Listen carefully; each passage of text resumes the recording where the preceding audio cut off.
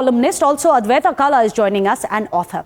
So here I'm going to come to you first. Few hours of rain and your millennium city is turning into a Venice. I didn't even ask you to come to the studios today. I'm not sure if you can even come out. So I have only one question for you, Sohail. Have you bought a boat?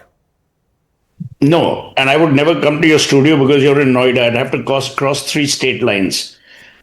And jokes apart, I mean, you might find this funny, and it is ironic. It's dark humor, if I can call it that. It's not about me buying a boat or Advaita buying a boat. It's about what the common citizen has to go through daily because of a bunch of imbeciles who are running the administration. Because of an inept chief minister, and not just the present one, the previous one as well, who, by the way, has been promoted to the union cabinet, Qatar. It's a shit show, pardon the French. And no one wants to do anything because there's no empathy left. There's no shame. You know, when empathy and shame disappear, accountability is the only casualty. Because then you're not accountable. You don't really care what people think, what people feel, what people want. Because all those 3 variables are missing from your life. And I'm amazed that this happens year after year. We have the same television programs, albeit with different anchors perhaps, but it's the same thing. Absolutely. No one seems to care. No one seems to learn. There are no lessons. This is more like Alice in Wonderland, where the lessons lesson from lesson to lesson. So the point I'm making is there's no point showing 100 crore homes and, fancy cars, because then you're doing a grave injustice to the common citizen. And it is not important whether people live in 100 crore homes or 30 lakh homes. Everyone must be given the right of dignity of living. You cannot have people being electrocuted to death. You can't have ambulances unable to reach hospitals with emergency services totally missing. People are going for chemo. People are going for platelet transfusions. People are going for emergency surgery, medical help. None of this is working. So, Mohan can say whatever the hell he wants. And that in itself is an indictment of not only himself, but the entire civic administration. So today you have a situation where you might say millionaire's mile. That's irrelevant. You see, there's no point contrasting the rich and the poor. That's not the debate. The debate is whether people have the right to live a normal life. Today, what we are seeing in Gurugram is abnormality which has been created by governments. It is not an abnormality by nature. Every year we know that there's going to be a monsoon. It isn't a surprise.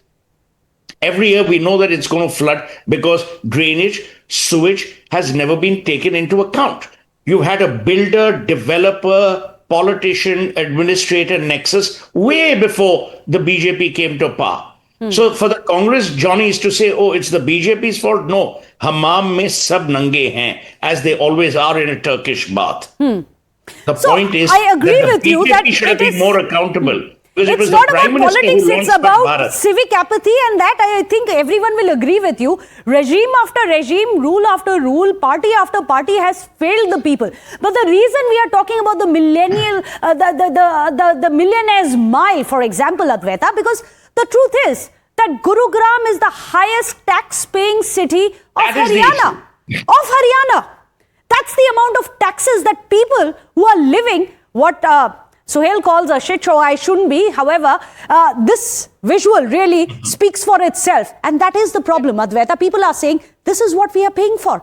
That's the amount they are paying. Before Advaita says one thing, Meghna, before Advaita starts, Sohail. Just one comment here. Go ahead, Sohail. And this is a piece of advice because you're much younger. The moment you say millionaire's mile, you will make these jokers unaccountable. Because they say, rich ko hum log kyun parwah kare? Our vote bank is the poor or the less privileged.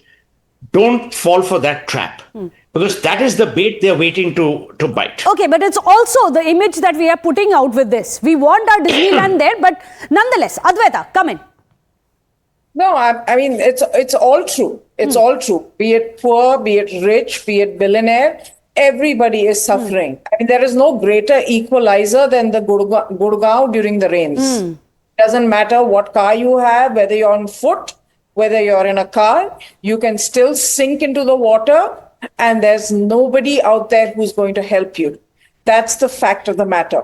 And I find it alarming that the police is saying that there wasn't enough coordination. What are they talking about? This happens every year. By now, they should have a blueprint on how to coordinate this. People come back from work at a particular time every day. This is not rocket science. This doesn't need any predictive tools. Absolutely. These are facts of everyday living. And if you're still working out coordination, then I don't know why the top guys in these different departments should not be moved out of Gurugram, because they are not capable of handling a city like this and don't deserve to be in those positions. I think it's appalling that they're talking about coordination. My heart goes out to the traffic cops, like Suhail's pointed out earlier as well. They were the only guys out on the streets and actually doing something, despite the chaos. The others were nowhere to be seen. The MLA, the MP, the admin, nowhere. Where are they? I mean, people, Meghna, these kind of things happen. This happened a month ago. Yes. And one said that, will someone have to die for something to happen, for some action to take place? Well, 2 people died. One was electrocuted. And yet no action took place. So when even people dying is not enough for these people to act, then what do we do? What to do, and that is the problem. Year after year, month after month now, we are having the same conversation. But Suhail, I'm going to circle back to you. As I was pointing out, after all, we are talking about Gurugram. It is home to about 250 Fortune 500 companies. You have the biggest brands of the world, the Google, Meta, Samsung, Microsoft. We can talk about everything about the ease of living of India.